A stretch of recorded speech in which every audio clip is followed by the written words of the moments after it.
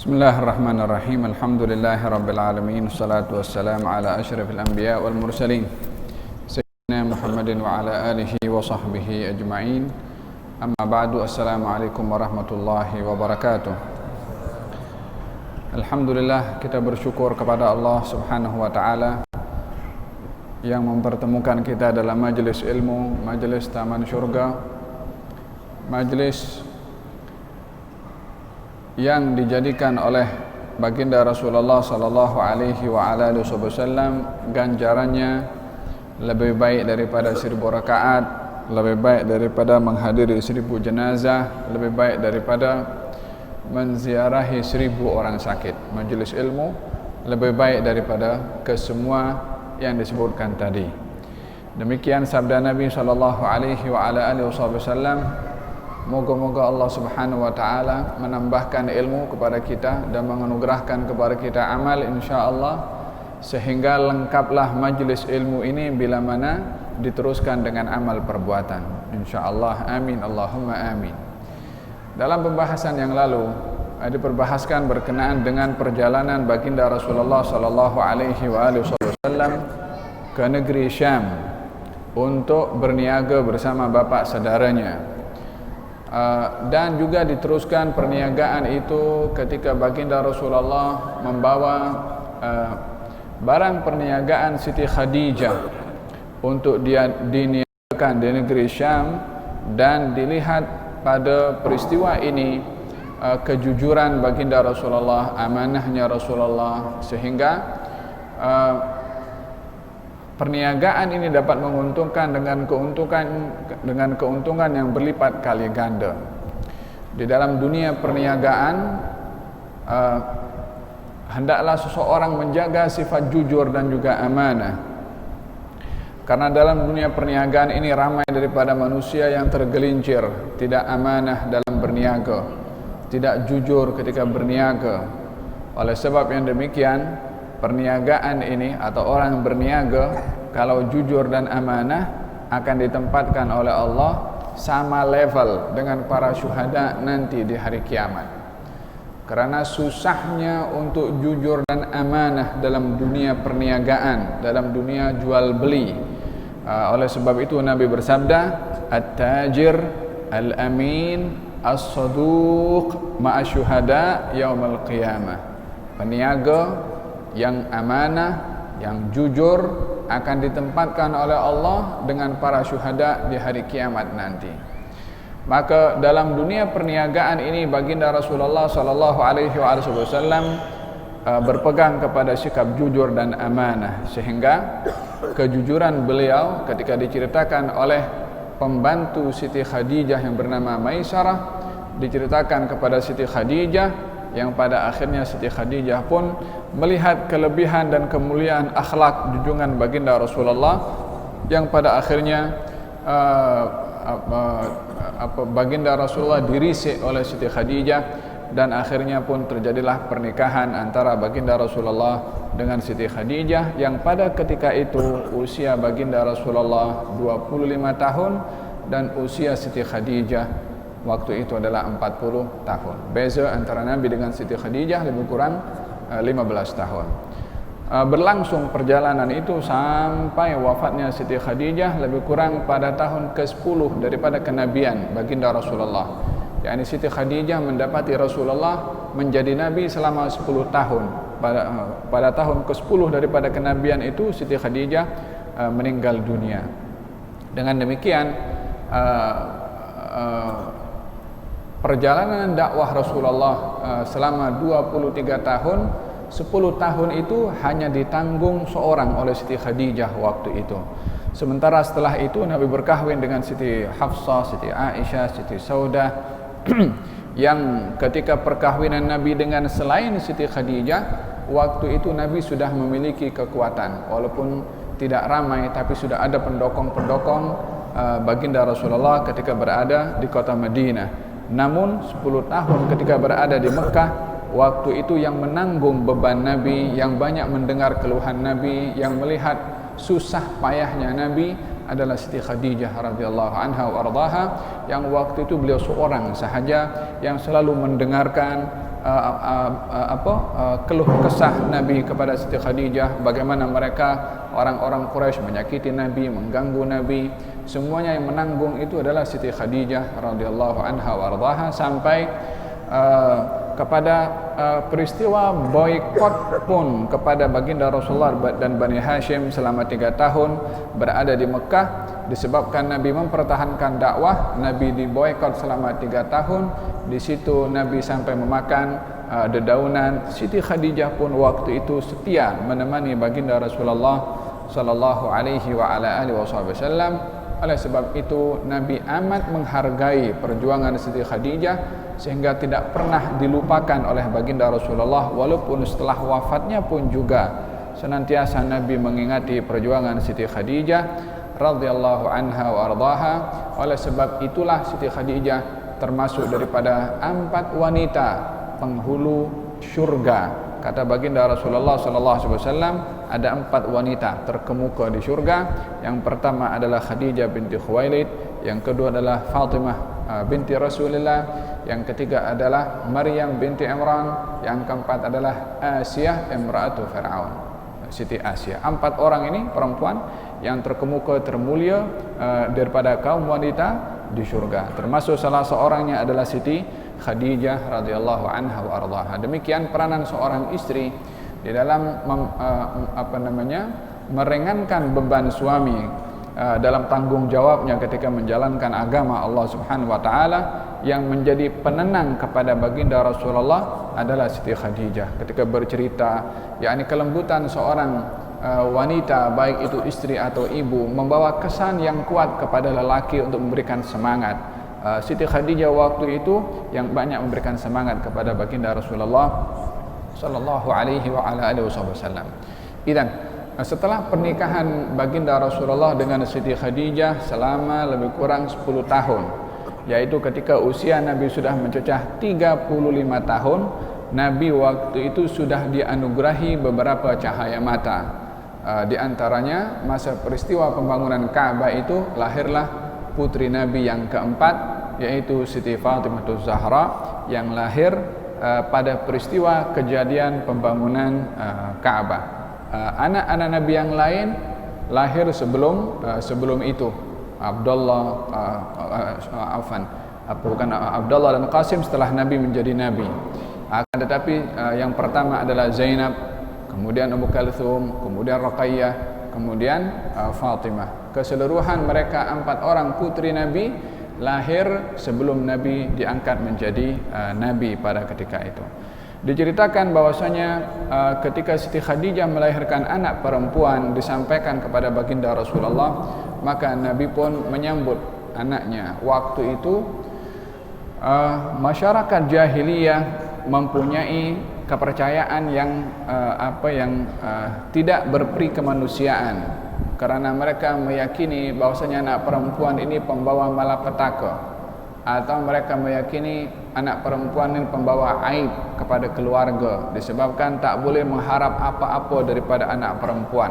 Untuk berperang mereka tak boleh berperang, untuk bekerja mereka tak boleh bekerja. Jadi kehidupannya jadi beban kepada laki-laki. Jadi mereka punya fikiran ini perempuan adalah pembawa aib atau pembawa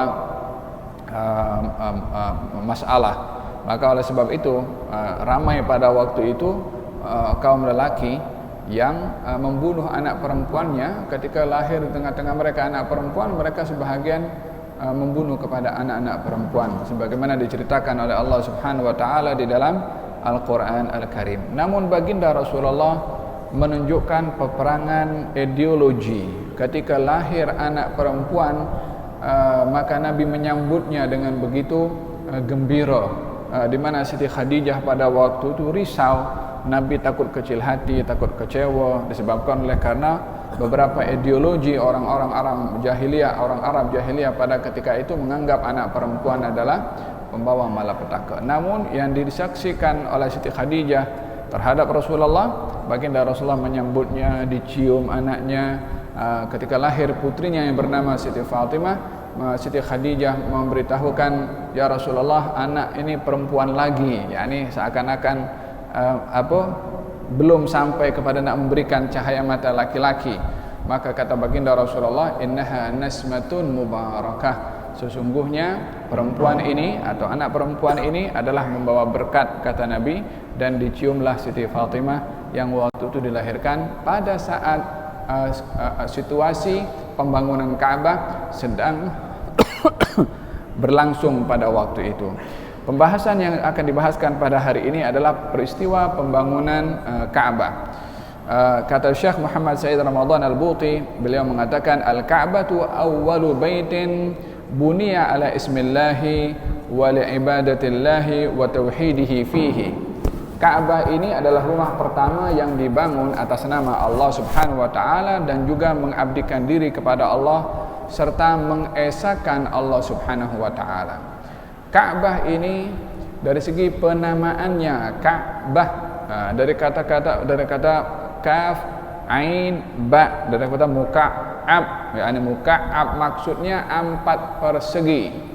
Oleh karena bentuk Ka'bah itu ada 4 sudut, maka diberi nama Ka'bah karena bentuknya 4 sudut. Menjadi perbezaan ulama siapa pertama yang membangun Ka'bah. Saya hanya sebutkan saja, tak perlu nak perincikan secara panjang lebar. Yang penting kita nak fokus kepada fungsi Ka'bah itu sendiri. Ka'bah ada yang mengatakan yang membangun pertama adalah para malaikat. Ada pula yang mengatakan pertama yang membangun adalah Nabi Adam alaihissalam. Ada yang mengatakan pertama yang membangun adalah Nabi Ibrahim dan juga Nabi Ismail, seperti mana dinyatakan oleh Allah di dalam Al-Qur'anul Karim, wa idh yarfa'u Ibrahimul qawa'ida minal baiti wa Ismailu Rabbana taqabbal minna innaka antas sami'ul alim. Ketika Ibrahim dan Ismail membangun asas dan dasar al-bait, yakni Ka'bah, kemudian setelah selesai, ya Allah terimalah amal perbuatan kami ini, sesungguhnya Engkau Maha mendengar dan Maha mengetahui. Maka dengan demikian ada 3 pendapat. Ada mengatakan malaikat, ada mengatakan Nabi Adam, ada pula mengatakan Nabi Ibrahim. Yang diceritakan oleh Allah di dalam Al-Quran adalah pembangunan yang dibangun oleh Nabi Ibrahim alaihissalam. Setelah dibangun oleh Nabi Ibrahim dan sempurna dibantu oleh Nabi Ismail, maka Ka'bah ini sampai ke zaman Rasulullah sallallahu alaihi wasallam bertukar generasi demi generasi. Pertukaran generasi demi generasi ini tidak terlepas daripada peperangan yang terjadi di Mekah pada waktu itu ketika bertukar penduduk di Mekah daripada penduduk Jurhum kepada penduduk Arab yang lain, bergaduh, berperang berkali-kali, sehingga peperangan demi peperangan yang terjadi meruntuhkan kepada Ka'bah, bahkan menguburkan kepada air Zam-Zam. Air Zam-Zam yang ada daripada zaman Nabi Ibrahim ketika Siti Hajar mencari air, yang akhirnya Allah Subhanahu wa taala keluarkan air Zam-Zam, bermula daripada zaman Nabi Ibrahim sampai kepada satu zaman tertentu ini air Zam-Zam ditutup dan perigi Zam-Zam dikuburkan, ditutup, sehingga tidak lagi ada air pada ketika itu. Muncul air balik Zam-Zam ini di zamannya Abdul Muttalib, datuk Nabi sallallahu alaihi wasallam, ketika beliau bermimpi, galilah Zam-Zam, galilah Zam-Zam, maka dicari di sana, dicari di sini, yang akhirnya sampai kepada satu tempat di mana merupakan sumber air Zam-Zam itu sendiri. Ketika digali oleh Abdul Muttalib, memanjutkan air, dan daripada zaman itu sampai sekarang itulah Zam-Zam yang dikeluarkan oleh Allah Subhanahu wa taala bermula daripada zaman Nabi Ibrahim. Orang yang menemukan pertama Zam-Zam setelah terkuburkan adalah datuk Nabi SAW yang bernama Abdul Muttalib, sampai sekarang dimanfaatkan oleh umat manusia yang datang daripada segala penjuru dunia. Nabi Ibrahim diperintahkan oleh Allah untuk membangun Ka'bah. Ka'bah adalah merupakan rumah pertama yang dibangun di atas muka bumi ini untuk mengabdikan diri kepada Allah Subhanahu wa taala. Inna awwala baitin wudi'a lin-nasi lalladzi bi Bakkah mubarakan. Rumah pertama yang dibangun di atas muka bumi ini adalah yang ada di Makkah, yakni Makkah, yang dimaksudkan adalah Ka'bah mubarakan yang membawa berkat. Dengan demikian kita melihat kepada Ka'bah ini bukan hanya sekedar batu 4 persegi, akan tetapi ia adalah rumah Allah Subhanahu wa taala. Seperti mana kita kalau memegang Al-Qur'anul Karim, nampak kertas bertulis, maka kita tidak akan melihat sama kertas bertulis surat kabar dengan kertas bertulis Bismillahirrahmanirrahim, walaupun bahan kertasnya sama, tapi kandungannya yang menentukan status kertas itu apa. Kertas yang ditulis dalamnya Al-Quran, kalau kertas yang sama ditulis isinya artikel atau surat kabar, maka tentunya kalau nampak kertas yang bertulis Quran jatuh di bawah, kita ambil, mungkin kita letakkan kepala, mungkin kita cium, kita bersihkan kalau kotor, ya kan? Tak mungkin kita jumpa kertas macam itu dijadikan bungkus makanan. Sebab apa? Sebab kita berbuat demikian, sebab kita melihat ini adalah Al-Quranul Karim, tidak melihat kertasnya tapi melihat apa yang tertulis dalam kertas. Kalau kertas yang sama ditulis Quran, kertasnya kosong, ditulis surat kabar, kita nampak jatuh di bawah, kita akan ambil, kita cium? Tentu tidak. Mungkin bungkus nasi lemak pun akan guna kertas itu juga. Apa sebabnya? Disebabkan isi yang tertulis dalam kertas itu, dan kemuliaannya bukan kepada kertas, tetapi apa yang ada di dalam kertas tersebut. Bangunan Ka'bah kalau kita tengok adalah bangunan batu, tapi kenapa kalau orang tengok ada yang menangis? Orang tengok kepada Ka'bah seronok gembira, orang tengok kepada Ka'bah ingin dekat dengan Ka'bah, sehingga sebahagian orang yang datang daripada jauh untuk pergi tawaf, Imam An-Nawawi menceritakan dalam kitab Manasik Al-Hajj, ada seorang perempuan rindu sangat dengan Ka'bah. Ketika pergi sampai ke Mekah, kemudian nampak daripada jauh Ka'bah, dia dengan begitu talahuf tu perasaan yang berkobar di dalam ini, dia terus meluncur pergi Ka'bah. Sampai pergi Ka'bah, dia rapatkan badannya, di situ dia meninggal dunia. Yakni ini asyauq, rindu.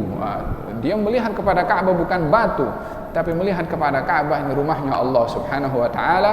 Oleh sebab yang demikian, melihat kepada Ka'bah adalah rumah Allah Subhanahu wa taala. Fil hadis dinyatakan Allah setiap hari menurunkan 120 rahmat di kawasan Ka'bah situ. 1 untuk 60 rahmat untuk orang yang tawaf, 40 untuk orang yang salat, dan 20 untuk orang yang tengok kepada Ka'bah. Oleh sebab yang demikian, orang kalau salat di mana-mana tempat kita tengok bawah, kecuali kalau salat di Masjidil Haram, nampak kepada Ka'bah, tengok kepada Ka'bah. Oleh sebab itu bila mana pergi ke sana, cari tempat kalau salat yang nampak Ka'bah, hatta daripada atas. Jangan menyorok yang jauh daripada Ka'bah. Cari yang dekat supaya dapat fadilah 60, dapat juga dapat fadilah 40 salatnya, dapat tengok juga kepada Ka'bah, karena melihatnya dengan penuh ta'zim adalah satu ganjaran diberikan oleh Allah Subhanahu wa taala. Dan Ka'bah ini rumah pertama dibangun oleh Allah Subhanahu oleh para anbiya sesuai dengan perintah Allah. Rumah yang kedua dibangun adalah Baitul Maqdis. Nabi ditanya, ya Rasulullah, rumah Allah pertama yang dibangun apa? Nabi kata Ka'bah. Kemudian mana? Kemudian Baitul Maqdis. Berapa jarak antara keduanya? Kata Nabi 40 tahun. Dan dengan demikian, yang membangun Ka'bah Nabi Ibrahim dan Ismail, dan yang membangun Baitul Maqdis adalah Nabi Ibrahim juga, karena jaraknya 40 tahun saja. Kemudian dijagalah Baitul Maqdis itu oleh Ishak, oleh Yakub, yang akhirnya menjadi kiblat kepada nabi-nabi daripada kalangan Bani Israel. Sementara Ka'bah yang dibangun oleh Nabi Ibrahim, dari situ Nabi Ismail, keturunan Nabi Ismail tak ada yang menjadi nabi kecuali Nabi Muhammad sallallahu alaihi wa ala alihi wasallam. Selain daripada Nabi Muhammad, nabi-nabi banyak daripada kalangan Bani Israel yang kiblatnya waktu itu adalah Baitul Maqdis. Hanya ketika sampai zaman Rasulullah sallallahu alaihi wa ala alihi wasallam diubah kiblat daripada Baitul Maqdis kembali ke Ka'bah kembali, seperti mana difirmankan oleh Allah dalam Al-Qur'an, qad nara taqalluba wajhika fis sama' falanwalliyannaka qiblatan tardaha fawalli wajhaka syatral masjidil haram. Kami telah melihat gerakan wajahmu ke langit wahai Rasulullah Muhammad, maka menghadaplah kamu ke arah kiblat yang kamu suka. Subhanallah. ke arah kiblat yang kamu suka. Di sini Allah memperhatikan perasaan sukanya Nabi SAW. Allah tidak mengatakan menghadaplah kiblat karena ini rumah pertama yang dibangun di atas muka bumi. Tidak. Menghadaplah kiblat sebab aku suka kepada kiblat ini. Tidak. Fawalli wajhaka qad nara taqalluba wajhaka fis sama falanwalliyannaka qiblatan tardaha. Kami akan palingkan wajahmu wahai Rasulullah Muhammad kepada kiblat yang kamu suka, yang Nabi suka. Dengan demikian Nabi punya suka dipantau oleh Allah Subhanahu wa taala. Apa saja yang Nabi suka akan dipenuhi oleh Allah Subhanahu wa taala. Ianya menunjukkan tentang kedudukan baginda Rasulullah sallallahu alaihi wasallam. Perasaan hatinya pun juga dipantau oleh Allah, dipenuhi oleh Allah Subhanahu wa ta'ala. Faham dong? Satu hari baginda Rasulullah buat kenduri kawin. Siapa yang kawin? Nabi SAW. Dengan siapa? Dengan Siti Zainab. Hari perkawinan itu Nabi buat walimatul ursi. Jemput sahabat-sahabat datang ke rumah Nabi. Namun sahabat-sahabat datang ke rumah Nabi ini sampai malam, yakni sudah selesai acara, tak balik-balik lagi, duduk sembang-sembang di rumah Nabi SAW. Sementara ini adalah hari walimatul ursi, hari pernikahan Nabi SAW. Takkan pengantin layan kepada tetamu sampai malam. Masa itu Nabi mengharap andailah ini semua yang dah datang, dah selesai walimatul ursi, balik rumah masing-masing. Namun tak balik-balik, tak paham-paham. Turun firman Allah Subhanahu wa ta'ala. Tengok itu, ya Allah. Sampai perasaan Nabi di dalam. Nabi mengharap dalam hatinya andailah mereka ini pulang. Tapi Nabi tak cakap karena di tuan rumah. Takkan nak halau kepada tetamu. Namun Allah Subhanahu wa ta'ala yang maha mengetahui perasaan Nabi, Allah turunkan ayat, Allah usir semua suruh balik. Qal fa idza ta'amtum fantashiru wala musta'nisina li hadis.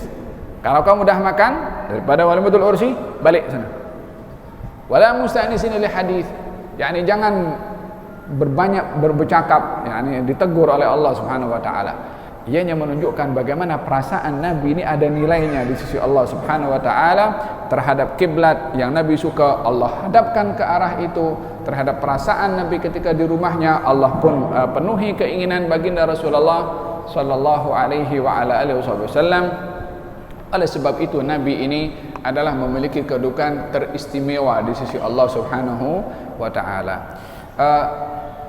Kemudian Nabi selama lebih kurang 17 bulan setelah berhijrah ke Madinah masih menghadap ke Baitul Maqdis.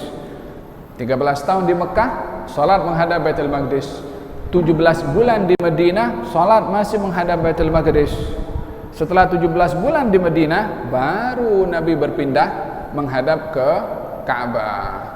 Dan lamanya masa Nabi menghadap Baitul Maqdis berbandingkan kepada Ka'bah, lebih lama Nabi menghadap ke Baitul Maqdis. Ianya menunjukkan bahwasanya yang menentukan arah kiblat untuk kita menghadap itu Allah Subhanahu wa ta'ala. Nabi walaupun suka menghadap kepada Ka'bah, namun Nabi tidak terus menghadapkan kepada Ka'bah sebelum mendapat izin daripada Allah Subhanahu wa ta'ala. Dia minta izin dulu daripada Allah, baru menghadap ke Ka'bah karena diizinkan oleh Allah Subhanahu wa ta'ala. Sebelumnya menghadap Baitul Maqdis juga baginda Rasulullah sallallahu alaihi wasallam agar supaya kita umat Islam ini sedar, agar supaya umat Islam ini mengetahui kalau Baitul Maqdis dan Ka'bah adalah kiblatnya umat Islam. Walaupun di dalam salat kita tidak menghadap kepada Baitul Maqdis sekarang, dulu Nabi menghadap Baitul Maqdis. Kalau itu kiblatnya bukan orang Islam atau itu kiblat yang tak ada nilainya di mata orang Islam, untuk apa daripada awal lagi Nabi menghadap ke Baitul Maqdis? Lebih daripada 13 tahun lagi Nabi menghadap ke Baitul Maqdis. Ianya menunjukkan bahwasanya dua tempat ini, Ka'bah dan juga Baitul Maqdis, adalah rumah suci Allah Subhanahu wa ta'ala. Demikian Nabi ketika pergi ke Isra Mi'raj, perjalanannya daripada Ka'bah, kiblatnya kaum muslimin, kepada Baitul Maqdis, kiblatnya nabi-nabi sebelum Nabi Muhammad sallallahu alaihi wasallam. Untuk apa daripada Ka'bah pergi ke Baitul Maqdis kalau bukan ingin mencantumkan dua kota suci yang menjadi kemuliaan, yang menjadi rumahnya Allah Subhanahu wa taala, yang wajib dijaga oleh umat Islam. Tak boleh dilupakan Baitul Maqdis. Ya, walaupun pelbagai macam sekarang yang dialami di Baitul Maqdis, ianya tetap adalah kota suci kaum al-muslimin. Baitul Maqdis bukan kota sucinya orang Palestina saja. Orang Palestina bertuah duduk di situ. Tapi dari segi kedudukannya Baitul Maqdis kiblat pertama umat Islam pada waktu itu dan kekal menjadi kota suci bagi umat Islam. Faham tak? Walihada baginda Rasulullah sallallahu alaihi wasallam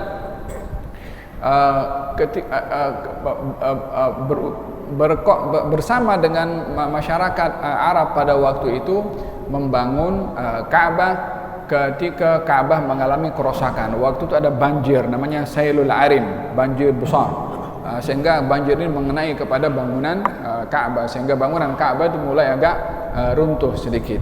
Maka pada waktu itu kaum masyarakat ini, waktu itu belum lagi Nabi diangkat jadi Nabi ya, masih usia Nabi 35 tahun masa itu. Ketika mereka melihat bangunan Ka'bah ini sudah mulai agak runtuh, maka mereka berpakat semua untuk membangun ulang bangunan Ka'bah. Maka waktu itu mereka berpakat berkumpul di parlemen yang namanya Darun Nadwah. Ada satu bangunan khusus yang dinamakan Darun Nadwah, ini untuk pertemuan-pertemuan terpenting dibuat di sini. Waktu itu diputuskan untuk membangun Ka'bah. Namun mereka takut untuk meruntuhkan Ka'bah, sebab Ka'bah waktu itu memang di hati orang-orang Arab agung. Jadi macam mana nak robohkan rumah Allah Subhanahu wa taala? Tak ada yang berani. Maka kata mereka, tak apa. Salah seorang daripada mereka namanya Abu Walid, saya ingat, aku yang buat dulu. Maka diruntuhkan bahagian hujung Ka'bah, salah satu daripada sudut Ka'bah diruntuhkan sedikit saja. Kemudian ditunggu 1-2 hari atau 3 hari, nak tengok ada balak turun atau tak ada balak turun. Ini takut, khawatir perbuatan itu tak diridai, ada bencana akan turun. Setelah dilihat beberapa hari tidak ada apa perkara yang berlaku dan mereka terus ingin membangun Ka'bah, maka waktu itu mereka menyumbang satu dengan yang lain untuk membangun Ka'bah, dan sumbangan yang mereka berikan adalah diambil daripada harta yang halal daripada mereka. Waktu itu mereka menyadari kalau riba itu hukumnya haram atau itu perbuatan zalim.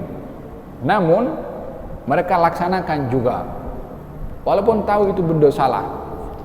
Jadi hal-hal sumber income mereka yang mereka tahu itu sumbernya adalah zalim, mereka tak gunakan untuk membangun Ka'bah. Diambil daripada harta yang bersih. Tak diambil daripada harta yang syubhah, apatah lagi yang haram. Maka mereka mengumpulkan harta untuk membangun Ka'bah. Dengan demikian membangun rumah Allah Subhanahu wa taala, berikan daripada harta yang bersih, berikan daripada harta yang halalan thayyiban, supaya yang masuk dapat pahala, yang solat khusyuk. Bangunan ini kalau diambil daripada yang haram, tak tenang orang masuk dalam bangunan itu. Kalau daripada sumber yang halal, maka hati dan dada ini lapang dan juga tentram. Ketika sudah dibangun Ka'bah, waktu itu sampai kepada bahagian Hijr Ismail. Hijr Ismail yang setengah pinggang sekarang itu. Dahulu bangunan Ka'bah itu sebelum dirobohkan, sebelum diruntuhkan, tingginya Hijr Ismail sama tinggi dengan bangunan Ka'bah yang ada sekarang.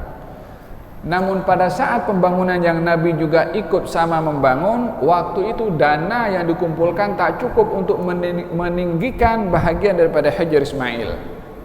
Dana habis. Maka pada waktu itu dikekalkan bangunan Ka'bah yang bahagian Hijr Ismail sampai setengah pinggang. Sampai sekarang. Baginda Rasulullah SAW pernah berazam untuk membangun balik Ka'bah itu setinggi yang sekarang pada bahagian Hijr Ismail itu. Namun Nabi tak lakukan. Apa sebabnya? Khawatir berlaku fitnah, khawatir masyarakat Arab Quraisy pada waktu itu tidak bersedia untuk menerima pembangunan yang akan dibuat oleh Nabi, yang mana bangunan itu sudah selesai dibangun di zaman Quraisy yang ketika itu usia Nabi 35 tahun sampai setengah pinggang, maka mereka jadikan itu satu ketetapan, tak boleh ada siapa yang membangun lebih walaupun asalnya sama tinggi. Saat Fathu Makkah, Nabi bersabda mengatakan kepada Siti Aisyah, kalau bukan oleh karena orang-orang Quraisy ini baru jinak dengan Islam, aku bangun Ka'bah ini seperti mana bangunan Nabi Ismail. Yakni bangunan yang Bani Hajar Ismail itu aku tinggikan sekali, tapi aku risau fitnah. Dalam hal ini Nabi mengajarkan kepada kita fiqhul ma'al. Fiqhul ma'al maksudnya berfikir tentang resiko yang akan datang. Sebelum bertindak, menimbang apa resiko daripada tindakan itu. Membangun Ka'bah perkara yang baik, namun bila mana perkara baik mengundang perkara buruk, maka Nabi tidak melakukannya. Oleh sebab itu, dar'ul mafasid muqaddam ala jalbil masalih. Kata kaidah usul fiqh. Apa katanya? Menolak perkara buruk itu datang lebih utama berbandingkan membuat perkara yang baik. Kalau perkara baik kita buat mengundang perkara buruk, selagi yang baik ini bukan yang wajib, maka jangan buat yang baik kalau mengundang perkara yang tidak baik. Contohnya kita buat kenduri. Di mana kita buat kenduri? Kita buat di rumah. Tahlil ke wala apa ke. Apa hukumnya? Baik karena majelis. Namun kalau majelis yang kita buat ini akan mengundang tetamu datang, parking, tutup rumah jiran, jiran boleh bising, mengundang perkara yang tidak baik.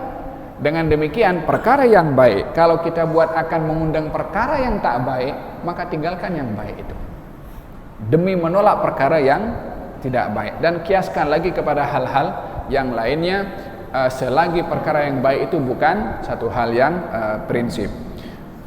Oleh sebab itu mengambil kira daripada mengelak daripada perkara buruk datang. Baginda Rasulullah SAW bersikap demikian. Kalau bukan oleh karena bangsa Quraisy waktu itu baru jinak dengan Islam, aku bangun Ka'bah ini sempurna seperti mana zaman Nabi Ibrahim, tapi Nabi tidak buat sampai saat ini juga. Pernah sekali bangunan Ka'bah itu dibangun kembali di zaman Zubair ibn al-Awwam, atau bukan Abu Zubair, Abdullah bin Zubair, saya ingat. Abdullah bin Zubair ketika menjadi gubernur di Mekah, Zubair atau Abdullah bin Zubair membangun Ka'bah, membangun Hajar Ismail itu tinggi. Membangun Hajar Ismail tinggi setinggi Ka'bah. Di zaman Hajjaj ibn Yusuf, Marwan bin Hakam, saya ingat, Marwan bin Hakam. Ya. Diruntuhkan balik. Setelah dibangun, diruntuhkan balik, dikekalkan seperti bangunan bangunan Quraisy, yakni yang Hajar Ismail setengah pinggang. Zubair atau Abdullah bin Zubair ketika membangun, yakni mengatakan Nabi ada hasrat untuk membangun, jadi saya bangun mengikut hasrat Nabi, dibangun. Kata Marwan bin Hakam atau Hajjaj bin Yusuf mengatakan Quraisy bangun sampai setengah pinggang, maka dikekalkan bangunan Quraisy. Masa itu Nabi pun nampak juga, dirobohkan sampai bangun setengah pinggang. Sampai zaman Harun ar-Rasyid. Harun ar-Rasyid mengatakan aku nak bangun juga Ka'bah sampai setinggi bangunan Nabi Ibrahim dan Nabi Ismail. Waktu itu Imam Malik menasihati kepada Harun ar-Rasyid, kamu jangan jadikan Ka'bah ini mainan kepada para penguasa. Siapa yang ikut nak bangun, yang tak nak runtuhkan. Akhirnya Ka'bah tak ada nilainya. Berganti penguasa punya kecenderungan sendiri. Yang satu cenderung nak bangun, yang satu cenderung nak robohkan. Akhirnya tak ada nilai kepada Ka'bah. Barulah Harun ar-Rasyid pada waktu itu mendengar nasihat Al-Imam Malik, dia tak jadi bangun Ka'bah setinggi bangunan Nabi Ibrahim dan Ismail, dan kekallah Ka'bah bermula daripada zaman itu sampai sekarang.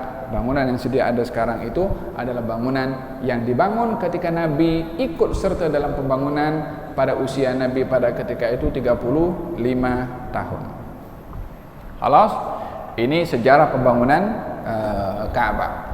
Saat membangun diceritakan di sini baginda Rasulullah membangun bersama dengan ramai orang-orang Arab pada ketika itu. Batu yang dibangun yang digunakan itu diambil daripada luar. Dan batu itu ketika dibawa untuk diletakkan di susunan Ka'bah daripada satu tempat itu diletakkan di bahu sini. Dan orang-orang Arab kuat-kuat masa itu. Dulu tak ada crane untuk nak bawa, tak ada lori, mau orang kerja. Masa itu Nabi juga mengangkat batu diletakkan di bahu Nabi, sehingga kesan daripada batu itu membekas kepada kulit Nabi.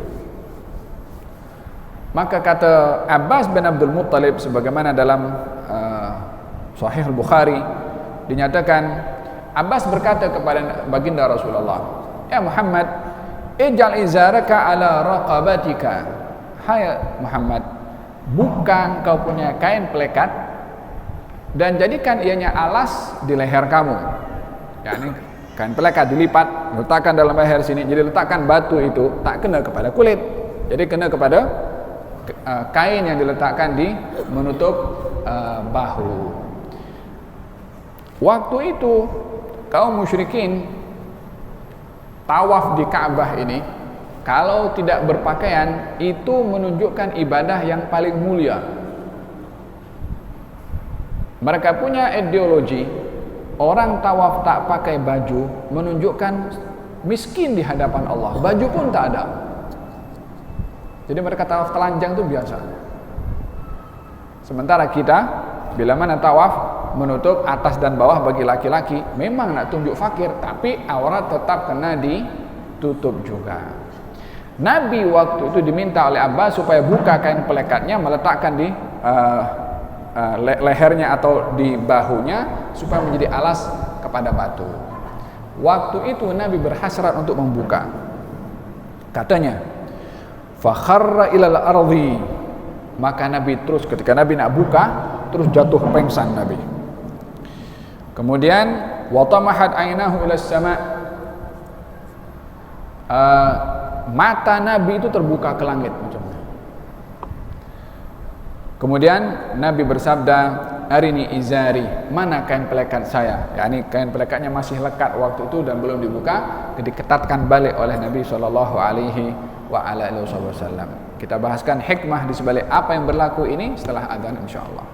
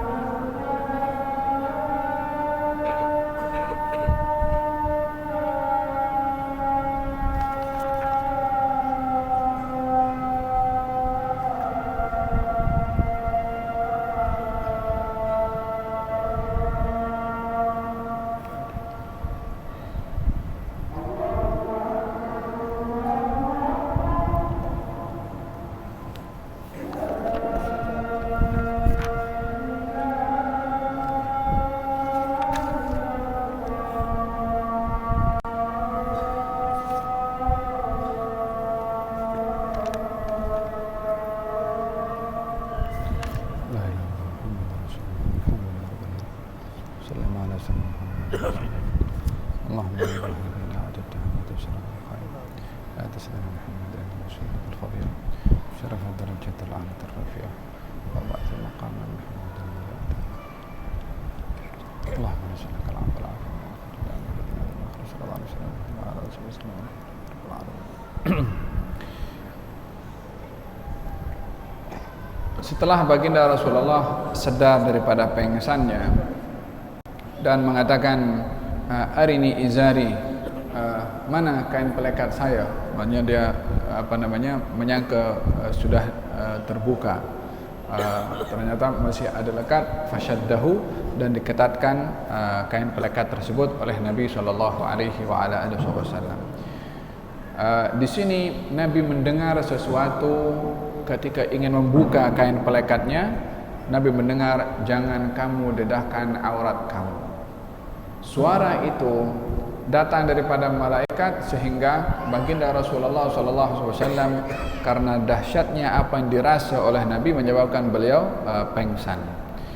Di sini adanya penjagaan dari Allah kepada baginda Rasulullah, walau sebelum diangkat menjadi nabi pun juga Allah lindungi Rasulullah sallallahu alaihi wasallam untuk tidak ternampak dan terdedah auratnya oleh sesiapapun juga. Sehingga tiada sesiapa yang boleh mendapati atau menjumpai atau menemui hal-hal yang kurang pantas kepada Nabi sallallahu alaihi wasallam, termasuk kepada aurat, walaupun pada ketika itu bagi masyarakat Arab jahiliyah menampak aurat perkara yang biasa, bahkan tawaf pun telanjang mereka. Tapi untuk Rasulullah, karena perkara itu adalah perkara yang salah, maka Nabi pun dilindungi oleh Allah Subhanahu wa taala sehingga tidak ada sesiapa yang boleh menjumpai aib kepada baginda Rasulullah sallallahu alaihi wasallam. Dan ini bahagian daripada penjagaan Allah terhadap baginda Rasulullah sallallahu alaihi wasallam. Maka Nabi pun ikat balik kain pelekatnya dan sambung balik kerja untuk membangun Ka'bah, sampai kepada peristiwa peletakan Al-Hajar Al-Aswad. Ya, tadi Ka'bah saya sudah jelaskan kenapa diberi nama Ka'bah dan apa kedudukannya Ka'bah, dan sampai kepada peletakan Hajar Al-Aswad. Hajar Aswad ini ada dua nama, ada Hajar Aswad dengan Hajar As'ad, yakni membawa kebahagiaan. Hajar Aswad ini dikatakan yaminullah. Yaminullah yakni tempat sumpahannya Allah Subhanahu wa taala. Maksudnya tempat sumpahan Allah Subhanahu wa taala adalah merujuk kepada firman Allah di dalam Al-Qur'anul Karim dalam surat Al-A'raf, ketika Allah berfirman, wa id akhraja rabbuka min bani adama min zuhurihim dzurriyyatahum wa ashhadahum ala anfusihim alastu birabbikum qalu bala. Ketika Tuhanmu wahai Rasulullah Muhammad mengeluarkan anak cucu cicit Nabi Adam daripada sulbi-sulbi mereka, lalu Allah mengambil janji dan sumpah, alastu birabbikum, bukankah aku Tuhan kamu? Mereka mengatakan bala. Janji Allah ini, sumpahan ini diletakkan nama-nama mereka di Hajar Aswad. Diletakkan nama-namanya di Hajar Aswad, sehingga orang bila mana pergi ke Ka'bah, mula tawafnya daripada mana? Daripada Hajar Aswad. Apa yang kita kata ketika mula tawaf? Allahumma imanan bika wa tasdiqan bi kitabika wa wafa'an bi ahdika. Ya Allah, dengan dasar iman kepadamu, kemudian membenarkan kitabmu dan memenuhi janjimu. Memenuhi janji di sini apa? Janji iman kepada Allah Subhanahu wa taala. Ketika diambil janji dan sumpah, bukankah aku Tuhan kamu? Kita semua mengatakan bala. Ketika kita pergi Hajar Aswad dan memulai tawaf, kita baca doa itu, di antaranya memenuhi janji. Nama kita ada tertulis di situ ketika kita mulai tawaf daripada Hajar Aswad. Inilah janji yang dipenuhi akan iman kepada Allah dengan tawaf yang mulai depan Hajar Aswad, yang nama kita ditulis di situ sebagai orang yang berikrar kepada Allah Subhanahu wa taala, untuk beriman kepada Allah Subhanahu wa taala dan patuh serta taat kepada Allah Subhanahu wa taala. Ya, memang kita bukan nampak ada tulisan kat situ, memang tidak nampak. Ianya adalah dasar kepercayaan dan keimanan bahwasanya Hajar Aswad menjadi saksi nanti di hari kiamat, untuk bersaksi kepada sesiapa yang datang, siapa yang tawaf, siapa yang mencium pada Hajar Aswad. Di akhirat nanti Hajar Aswad ini diberi oleh Allah Subhanahu wa taala mulut untuk bercakap. Dan dia akan bercakap, fulan datang, fulan melambai, fulan mencium. Hajar Aswad akan bercakap macam itu. Faham dong? Walihada Nabi Muhammad ketika tawaf di Ka'bah kemudian mengucup kepada Hajar Aswad. Kemudian kata Sayyidina Umar mengatakan, ya wallahi ya Hajar, kata Sayyidina Umar mengatakan, demi Allah wahai batu. Dia cakap dengan siapa? Cakap dengan Hajar Aswad, katanya, wallahi ya Hajar, demi Allah wahai batu, sesungguhnya kamu batu. Kalau bukan oleh karena aku nampak Nabi mengucup kepada kamu, aku tak ucup kamu. Bermakna di sini melihat kepada apa yang ada di Ka'bah ini. Kalau kita hanya akan menggunakan al-aqlul mujarrad, semata-mata akal, nampak kita punya kegiatan pelik. Pusing 7 kali, ya kan? Mesti start daripada Hajar Aswad baru dikira satu, ya kan? Kenapa bukan daripada rukun Yamani atau rukun Syami, rukun Iraq? Tawafnya mesti di keluar Ka'bah. Kenapa tak boleh tawaf dalam Ka'bah? Kenapa 7 bukan 8? Kenapa bukan 6 bukan 5? Kemudian pergi sa'i daripada Safa dengan Marwah. Tak boleh daripada Marwah pergi Safa, kena start daripada Safa dulu. Pusing 7 kali macam tu juga sa'i. Ada lari-lari anak juga.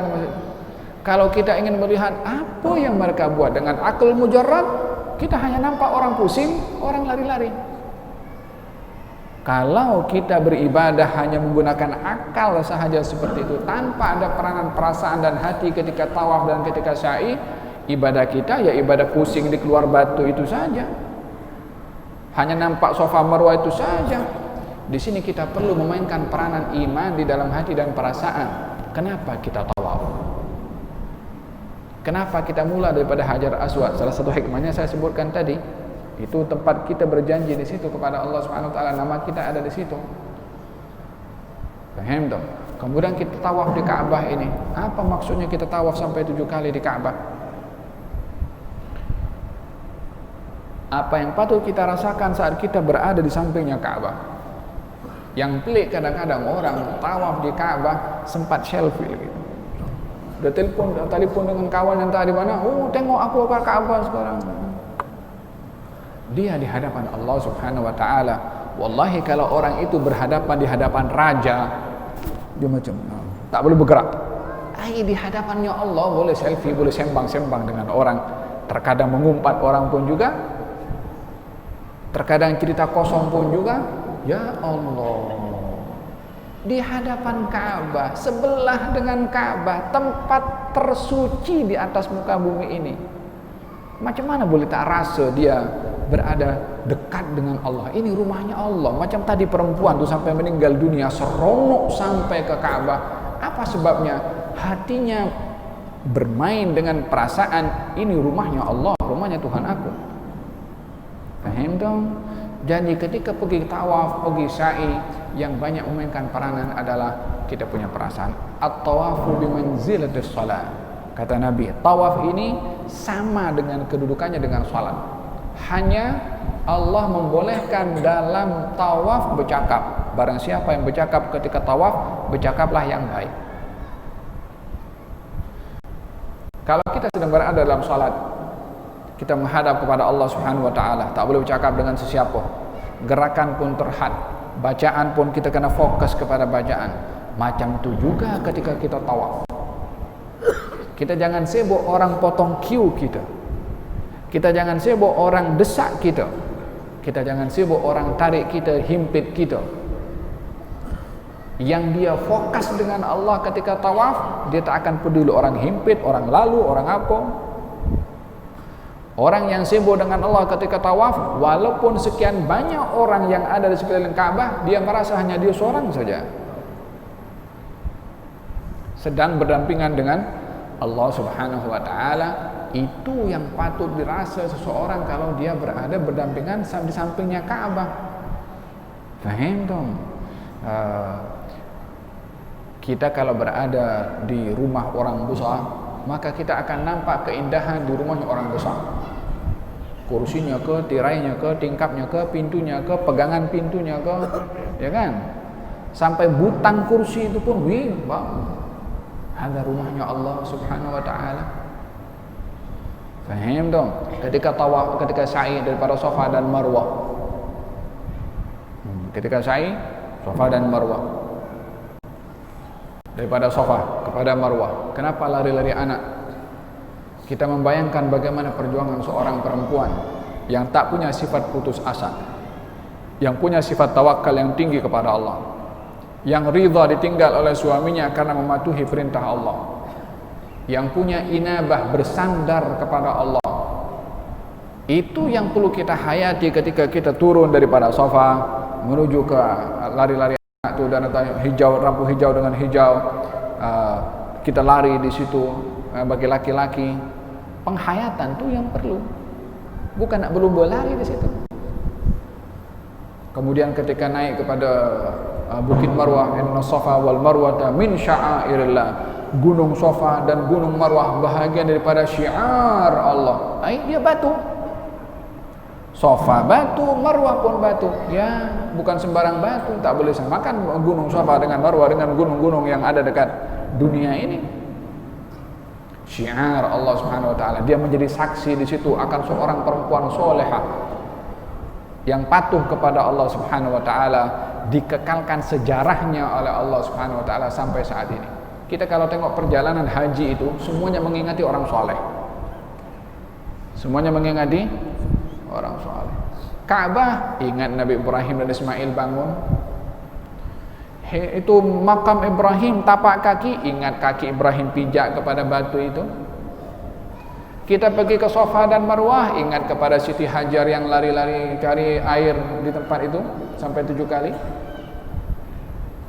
Kita sampai ke Mina, di situ tempat berlakunya perintah Allah kepada Nabi Ibrahim untuk menyembelih kepada Nabi Ismail.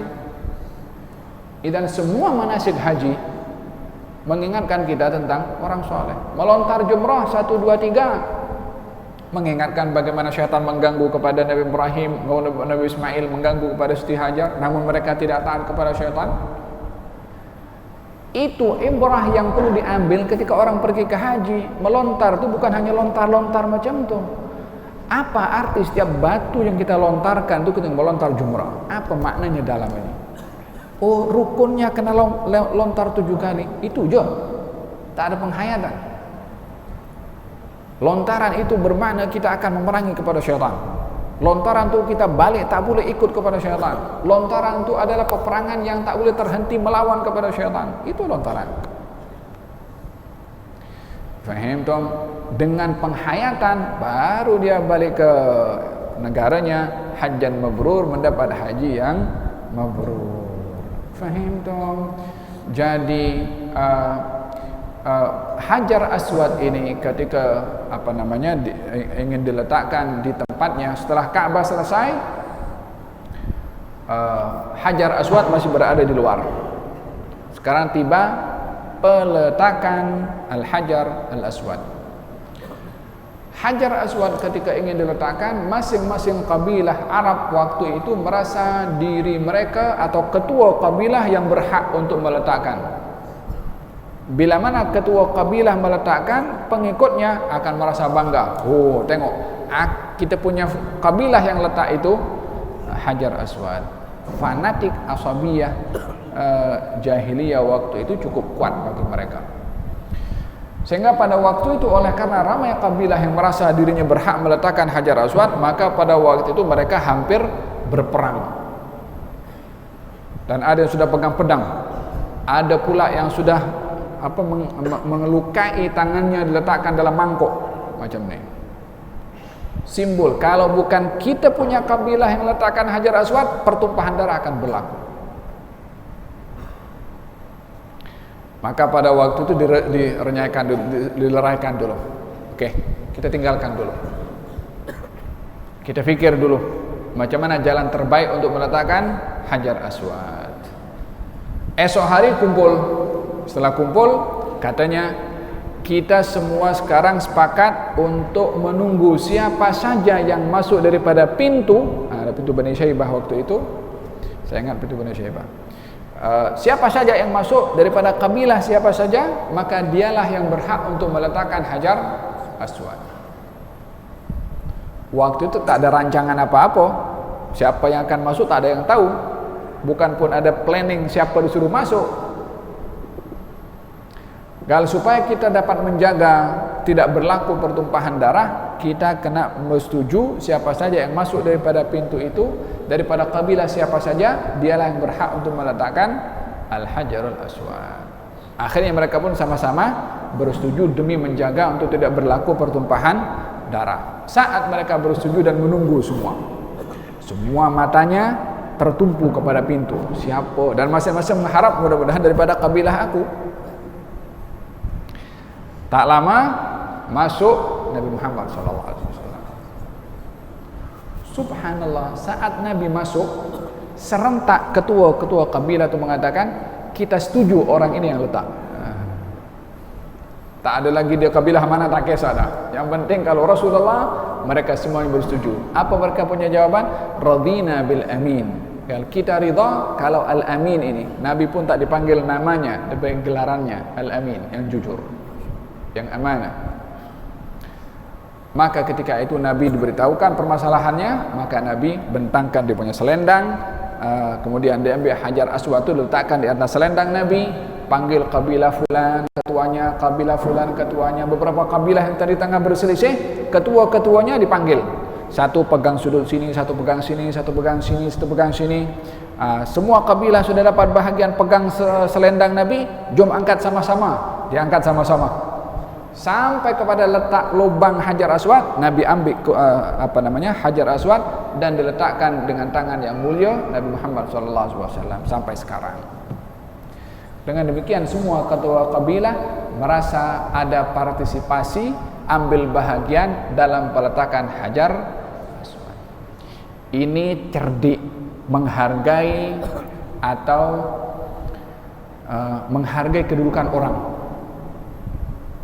Ketua-ketua kabilah itu diambil hatinya oleh Nabi SAW sehingga mendapat bahagian mengangkat Hajar Aswad untuk diletakkan oleh baginda Rasulullah SAW. Sempurnalah pada ketika itu peletakan Hajar Aswad dan berterusanlah Ka'bah sempurna, dan tawaf pun dilakukan oleh kaum Quraisy pada ketika itu.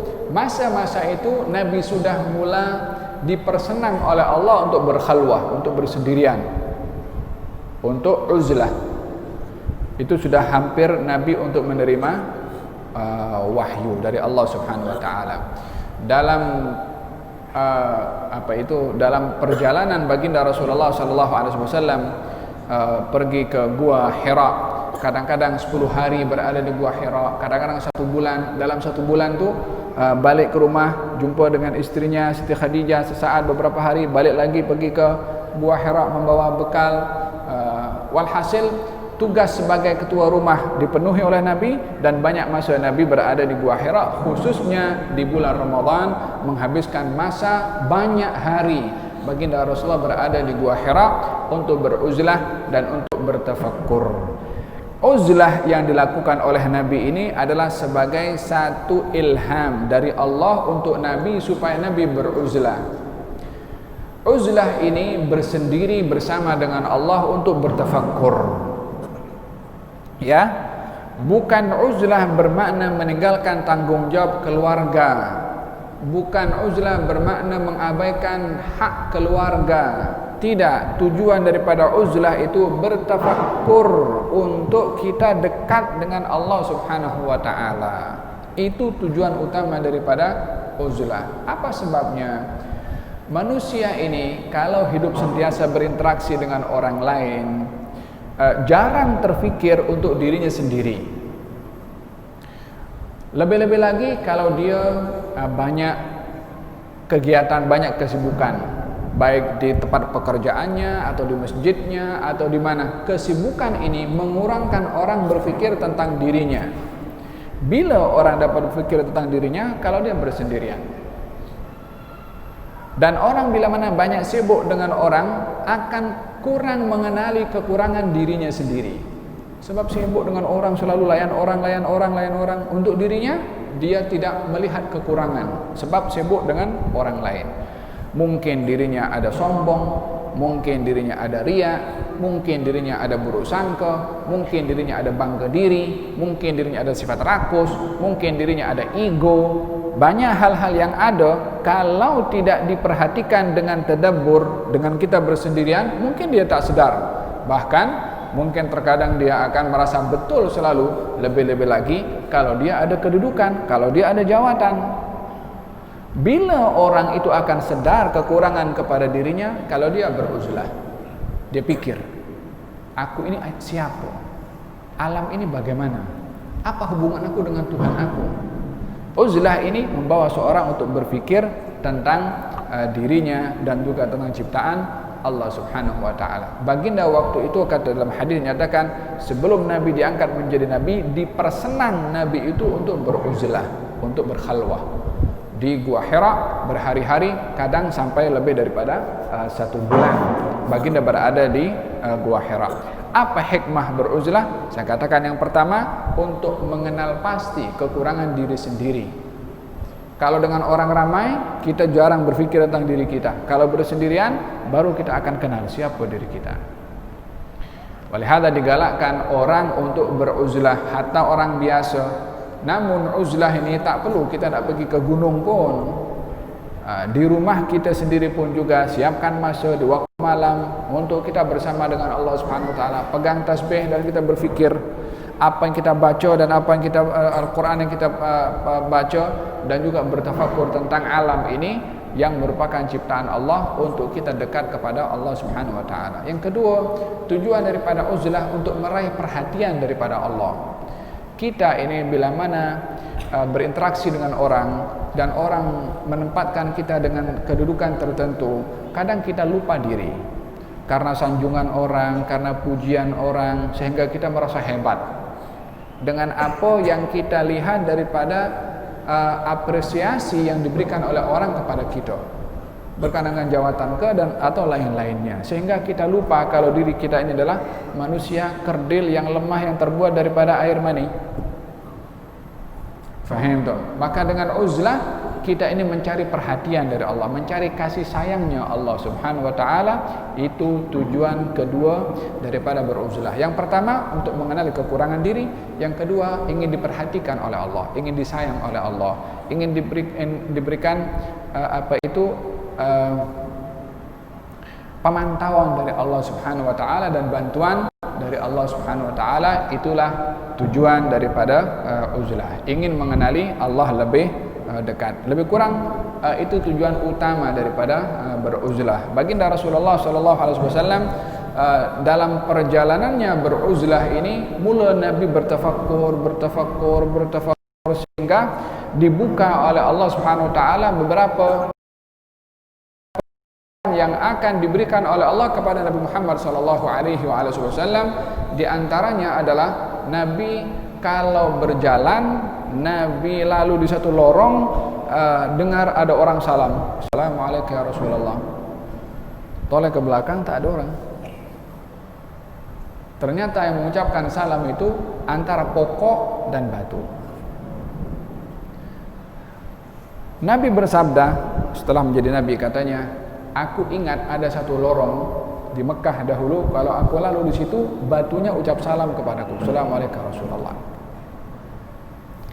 Sehingga ada lorong namanya sekarang di sana, nama lorong Zugagul Hajar, lorong batu, karena disitulah berlakunya ada batu mengucapkan salam kepada Nabi SAW. Dengan demikian, sebelum kenabiannya Nabi Muhammad, pokok tahu kalau ini akan menjadi Nabi, batu pun tahu kalau ini akan menjadi Nabi. Artinya apa? Allah subhanahu wa ta'ala mengisytiharkan kepada seluruh makhluknya, hatta kepada pokok-pokok, hatta kepada batu-batu, kalau orang ini akan menjadi Nabi.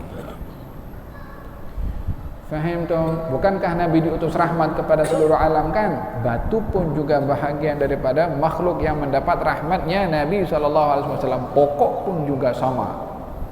Sehingga sebelum diangkat menjadi Nabi, mereka pun mengenali atau sudah pun mendapat tahu kalau Nabi Muhammad adalah orang yang dipilih oleh Allah untuk menjadi Nabi. Dan baginda Rasulullah SAW ketika sampai kepada usia 40 tahun berada di Gua Hira, barulah beliau menerima wahyu dari Allah Subhanahu wa taala, "Iqra bismi rabbikal ladzi khalaq, khalaqal insana min 'alaq, iqra wa rabbukal akram, alladzi 'allama bil qalam, 'allamal insana ma lam ya'lam." Apa yang berlaku kepada baginda Rasulullah saat menerima wahyu? Kenapa wahyu pertama yang turun kepada Nabi 5 ayat daripada surat surat Al-Alaq? Apa sebabnya 5 ayat ini turun kepada Nabi SAW? Apakah signifikan kerasulan Nabi pertama dengan 5 ayat yang turun? Mesti ada sebab. Nabi nak diangkat menjadi Nabi dengan turunnya wahyu. Yang turun bukan Fatihah, bukan juga Qul huwallahu ahad, bukan juga Al-Baqarah, bukan juga yang lain, tapi 5 ayat. Iqra bismi rabbikal ladzi khalaq, khalaqal insana min 'alaq, iqra wa rabbukal akram, alladzi 'allama bil qalam, 'allamal insana ma lam ya'lam. 5 ayat ini. Apa signifikannya antara 5 ayat ini dengan kerasulan Nabi Muhammad SAW? Kita tunggu episode yang akan datang, insyaallah pada kelas yang akan datang, supaya hadir, supaya kita istiqamah hadir majelis ilmu, supaya ada bersiri ya. Kadang-kadang orang kalau tengok film, kalau bersiri itu dah tunggu bila siri yang berikutnya, pasal dia tahu ceritanya yang lepas belum clear lagi, belum selesai. Faham tu? Ajak keluarga. Ini kita mengkaji sirah Nabi Muhammad SAW, Nabi yang cukup istimewa di sisi Allah Subhanahu wa taala. Tentunya kita pun istimewa dengan beliau juga, supaya kita makin kenal kepada baginda Rasulullah SAW. Pesanan Nabi kepada para sahabat, ajarkan kepada anak kamu 3: cinta Nabi kamu, cinta keluarganya, dan juga membaca Al-Quranul Karim. Macam mana kita mengajar anak-anak untuk cinta Nabi? Melalui kita mendalami sirah Nabi Muhammad sallallahu alaihi wa ala alihi wasallam. Kenabian Rasulullah menjadi transformasi, perubahan yang jelas daripada Nabi sallallahu alaihi wasallam, daripada keadaan beliau sebagai insan biasa yang awalnya sebelum mereka menjadi nabi, menjadi insan yang membawa tanggung jawab untuk menyampaikan.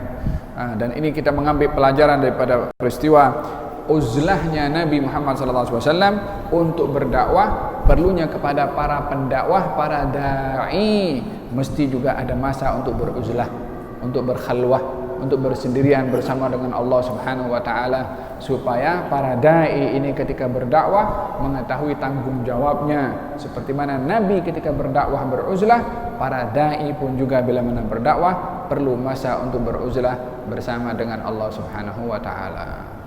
Kita bahaskan pada kelas yang akan datang, insyaallah, diberikan panjang umur, sehat wal afiat, dapat kita teruskan kajian sirah Nabi Muhammad sallallahu alaihi wasallam. Kita berdoa kepada Allah Subhanahu wa taala, mudah-mudahan majlis kita pada malam hari ini majlis pandang ridha oleh Allah Subhanahu wa taala, ditanamkan dalam hati dan jiwa kita kecintaan, kerinduan kepada Nabi Muhammad sallallahu alaihi wasallam, dianugerahkan oleh Allah penghayatan akan sirah baginda Rasulullah untuk meneladani akhlak Nabi Muhammad sallallahu alaihi wasallam, supaya dapat bersama dengan beliau ketika berada di dunia ini, dengan akhlak beliau, dengan nasihat beliau, dengan tunjuk ajar beliau, demi untuk mereka kebersamaan bersama dengan beliau nanti di akhirat, insyaallah. Orang yang paling dekat dengan Nabi, orang yang paling baik akhlaknya. Mudah-mudahan kita termasuk daripada orang yang menghiasi diri kita dengan akhlak Nabi Muhammad SAW. Diberkati semua hadir muslimin dan muslimat, diberikan oleh Allah pengampunan dosa, diberikan oleh Allah rahmat, diberikan oleh Allah inayah dan juga sakinah. Mudah-mudahan nama kita disebut oleh Allah Subhanahu wa taala seperti mana Allah menjanjikan hal yang sedemikian, dan mudah-mudahan Allah Subhanahu wa taala penuhi hajat kita. Allah tambahkan ilmu dan juga manfaat daripada ilmu insyaallah, dan mudah-mudahan Allah Subhanahu wa taala berikan kepada kita pemberian yang Allah kasih kepada orang saleh diberikan juga kepada kita semua insyaallah. Allah memberkati kepada pihak ahli jawatan kuasa Masjid Al-Azim dan juga pengurusinya, imamnya, belalnya, dan semua petugas. Mudah-mudahan Allah Subhanahu wa taala berkati kepada mereka semua, diangkat derajat mereka di sisi Allah Subhanahu wa taala, dan mudah-mudahan Allah Subhanahu wa taala terima semua amal ibadah kita dan dijadikan amal tersebut memberatkan timbangan amal baik kita insyaallah, dan diampunkan salah silap kita ya rabbal alamin. Sallallahu alaihi wasallam Muhammadin wa ala alihi wasallam walhamdulillahi rabbil alamin. Jika tadi sudah datang sesuai